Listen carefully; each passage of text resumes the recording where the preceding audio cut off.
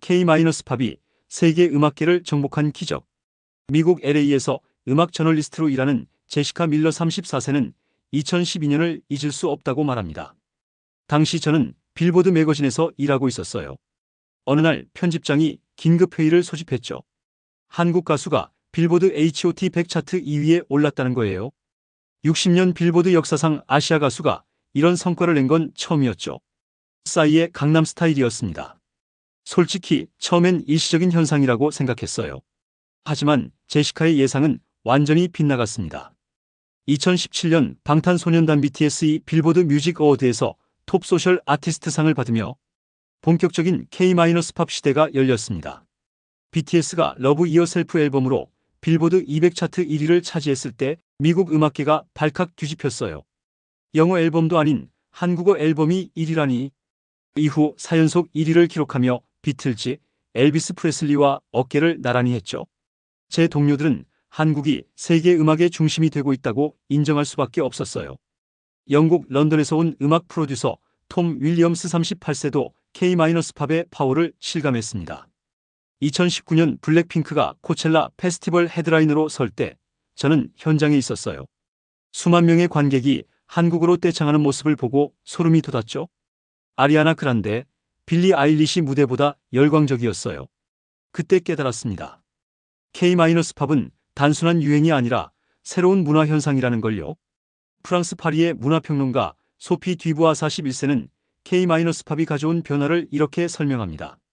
파리 샹젤리제 거리에 한국 화장품 가게가 10개나 생겼어요. 프랑스 10대들이 한국어를 배우고 김치를 먹고 한복을 입어요. 뉴진스의 신곡이 나오면 프랑스 음원 차트 1위를 하고요. 60년간 미국과 영국이 지배하던 세계 음악 시장을 한국이 바꿔놓은 거예요. 일본 도쿄의 음반 유통업자 다나카 히로시 45세는 구체적인 숫자를 제시합니다. 2023년 K-팝 앨범 수출액이 2억 8천만 달러를 넘었어요.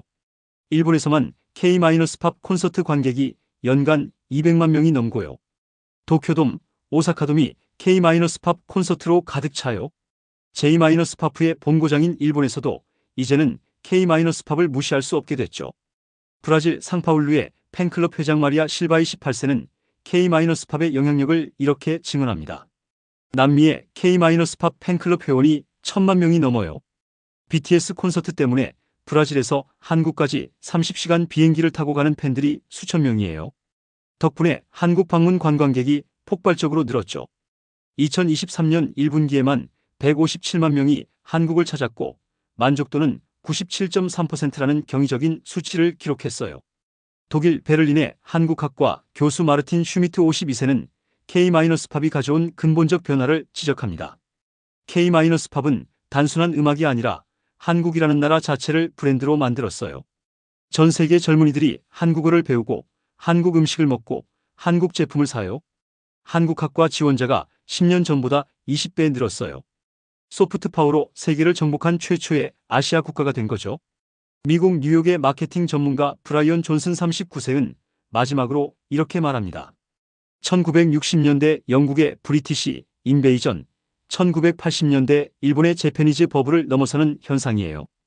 K-팝은 음악을 넘어 패션, 뷰티, 음식, 기술까지 한국의 모든 것을 세계가 동경하게 만들었어요.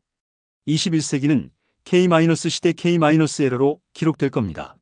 외국인이 극찬한 한국의 깨끗한 물. 독일 베를린에서 온 피부과 의사 안나 슈나이더 37세는 한국에 와서 경험한 기적 같은 일을 들려줍니다. 저는 20년 넘게 아토피 피부염으로 고생했어요. 독일은 물이 너무 센 석회수라 샤워할 때마다 피부가 따갑고 건조했죠. 스테로이드 연고 없이는 살 수 없었어요. 그런데 한국에 온 지 일주일 만에 믿을 수 없는 일이 일어났어요. 가려움이 사라지고 피부가 부드러워진 거예요. 처음엔 기후 때문인 줄 알았는데 한국의 물이 다르다는 걸 알게 됐죠. 안나는 한국 물의 비밀을 과학적으로 분석했습니다. 독일 물의 경도는 평균 15-20도인데 한국은 4-6도예요. 석회 성분이 거의 없는 연수죠. 게다가 한국은 화강암 지대라 자연 정화가 되고 정수시설도 세계 최고 수준이에요. 유엔이 발표한 수질지수에서 한국이 세계 8위인 이유가 있었어요. 프랑스 리옹에서 온 미용사 마리 르페브르 32세는 한국물이 준 선물에 대해 말합니다. 프랑스에서는 매일 머리가 뻣뻣하고 푸석했어요. 석회수 때문에 모발이 손상되거든요. 일주일에 한 번은 특수 트리트먼트를 해야 했죠. 한국에 와서 일반 샴푸만 써도 머릿결이 실크처럼 부드러워졌어요. 제 프랑스 고객들이 무슨 시술 받았냐고 물을 정도예요. 미국 애리조나에서 온 환경공학자 마이클 존슨 44세는 충격적인 미국의 현실과 비교합니다. 작년 CNN 보도 보셨나요? 미국 주요 도시 수돗물에서 발암물질 PFAS가 기준치의 20배 이상 검출됐어요. 플린트 씨는 납 중독 사태로 아직도 수돗물을 못 마셔요.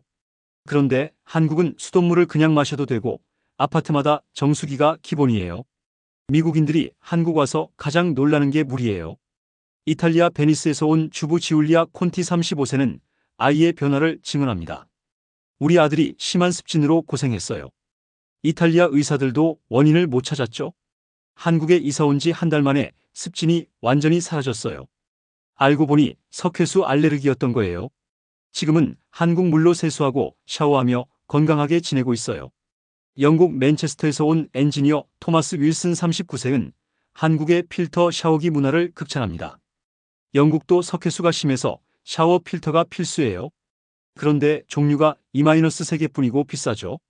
한국은 필터 샤워기가 400만 개나 팔렸다니 놀랍네요. 종류도 수십 가지고 성능도 뛰어나고 가격도 합리적이에요. 한국인들의 깨끗한 물에 대한 집착이 만든 결과죠. 스페인 마드리드에서 온 요리사 파블로 가르시아 41세는 물이 요리에 미치는 영향을 설명합니다. 스페인에서는 파스타를 삶아도 석회 때문에 맛이 떨떨해요. 커피도 석회 때문에 쓴맛이 나고요. 한국 물로 요리하니 재료 본연의 맛이 살아나요. 특히 쌀밥이 이렇게 맛있을 줄 몰랐어요. 한국 음식이 맛있는 비결 중 하나가 깨끗한 물이에요. 러시아 모스크바에서 온 발레리나 예카테리나 28세는 피부 변화를 공유합니다. 러시아에서는 하루에 2번 보습제를 발라도 피부가 갈라졌어요. 한국에 와서 보습제를 거의 안 써요. 피부가 저절로 촉촉해지거든요. 러시아 동료들이 한국 가서 피부 시술 받았냐고 물어요. 그냥 한국 물로 씻었을 뿐인데 말이죠.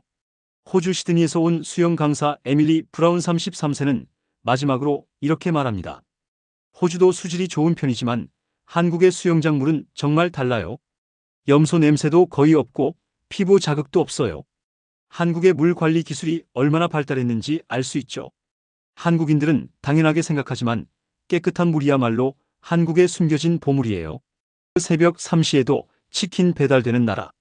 싱가포르에서 온 IT 컨설턴트 제이슨 탄 33세는 한국의 배달 문화를 처음 경험한 날을 잊을 수 없다고 합니다. 새벽 2시에 야근하다가 배가 고팠어요. 싱가포르였다면 컵라면이나 먹었겠죠. 그런데 한국 동료가 치킨 시킬까? 라고 묻는 거예요. 새벽 2시예요. 30분 후 따뜻한 치킨과 맥주가 사무실로 배달됐어요. 양념치킨, 후라이드, 떡볶이까지. 제 인생에서 가장 충격적인 순간이었어요.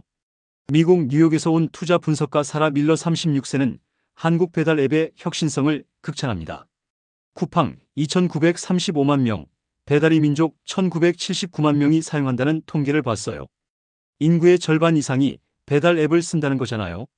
뉴욕도 배달이 발달했다고 하지만 한국과는 차원이 달라요. 로켓 배송으로 새벽에 주문해도 아침에 받고 음식은 1년 365일 24시간 배달되고 배달비도 저렴해요. 프랑스 파리에서 온 요리학교 학생 피에르 듀부아 25세는 한국 배달의 다양성에 놀랐습니다. 파리는 피자, 중국 음식 정도만 배달돼요. 그것도 1-2시간 걸리고 차가워져서 와요. 한국은 삼겹살, 초밥, 스테이크, 심지어 커피와 디저트까지 배달돼요. 따뜻한 국물 요리도 흘리지 않고 완벽하게 배달되는 게 신기해요. 배달 용기 기술도 세계 최고 수준이에요. 일본 도쿄에서 온 마케팅 매니저 야마다 유키 31세는 쿠팡의 혁신을 인정합니다. 일본 아마존도 빠르다고 생각했는데 쿠팡은 차원이 달라요. 밤 12시 전에 주문하면 새벽 7시 전에 도착해요. 신선식품도 완벽한 상태로 오고요. 로켓프레시로 주문한 회가 횟집보다 신선했어요. 일본 친구들한테 자랑하니 안 믿더라고요. 영국 런던에서 온 대학원생 엠마 톰슨 27세는 한국 배달의 저렴한 가격을 강조합니다. 런던에서 배달시키면 배달비만 5에서 10파운드 8,000원에서 16,000원이에요. 최소 주문 금액도 20파운드 이상이고요.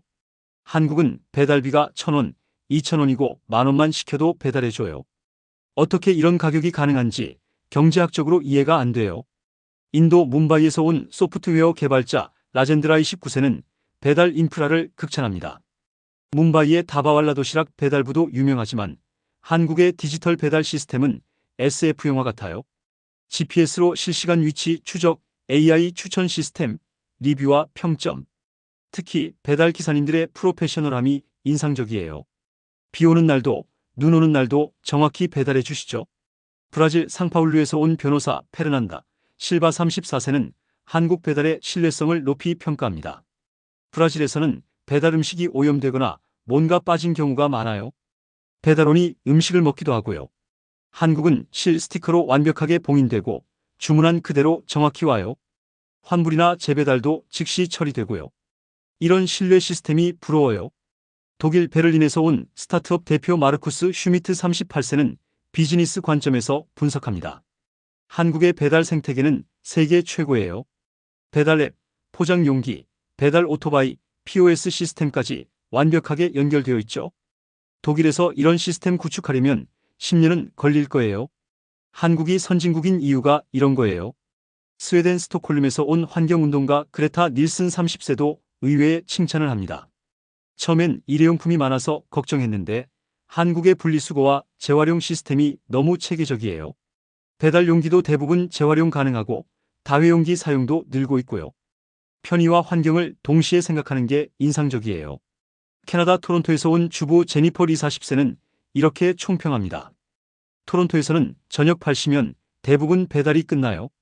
한국은 새벽 3시에도 따뜻한 음식을 먹을 수 있어요. 육아하느라 힘들 때, 장보기 힘들 때, 아플 때. 배달이 삶의 질을 얼마나 높여주는지 한국에서 배웠어요. 진정한 선진국의 조건은 GDP가 아니라 이런 일상의 편리함이에요. 세계 최고 IT 강국의 일상. 핀란드 헬싱키에서 온 노키아 엔지니어 미카 라티넨 40세는 한국의 IT 인프라에 충격을 받았습니다. 노키아 본사에서도 한국을 벤치마킹해요. 지하철 터널 안에서도 5G가 터지고 산 정상에서도 유튜브 스트리밍이 되고 심지어 엘리베이터 안에서도 영상통화가 끊기지 않아요. 핀란드는 IT 강국이라 자부했는데 한국은 차원이 달라요. 진짜 미래에 사는 것 같아요. 실리콘밸리에서 온 벤처 투자자 마크 윌슨 37세는 한국의 디지털 정부를 극찬합니다. 미국에서 운전면허 갱신하려면 DMV에서 4시간은 기다려야 해요. 한국은 스마트폰으로 3분이면 끝나요. 주민등록 등본, 세금 납부, 여권 재발급. 모든 게 온라인으로 가능해요. 공인인증서 시스템도 처음엔 복잡해 보였는데 보안과 편의를 다 잡은 천재적 설계예요. 중국 선전에서 온 하드웨어 개발자 왕 리밍 33세는 한국의 결제 시스템에 놀랐습니다. 중국도 위챗페이, 알리페이로 모바일 결제가 발달했다고 생각했어요. 그런데 한국은 삼성페이로 교통카드도 되고 신용카드도 되고 심지어 ATM 출금도 돼요. QR코드뿐 아니라 NFC, 바코드, 생체인증까지. 모든 결제 기술이 다 있어요. 일본 도쿄에서 온 게임 개발자 사토 켄지 29세는 한국의 PC방 문화를 부러워합니다. 일본에도 인터넷 카페가 있지만 한국 PC방은 레벨이 달라요. 최신 사양 컴퓨터, 기가비트 인터넷, 편한 의자, 음식 주문까지. 24시간 운영되고 여성 전용 구역도 있고요.